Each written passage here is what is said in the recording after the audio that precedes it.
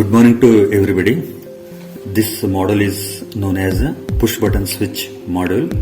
Here two switches I have used. This one is a push button switch, push to on, and if you release it, it will off. And here this is the on off switch. If you push it, it will on. Again, if you push it, it gives off condition. And here this output devices, lamp, and this is buzzer, and here power supply is there. This is power supply socket, this is the fuse, and these two are the positive terminal and negative terminal. And here I have drawn thick lines and dotted lines.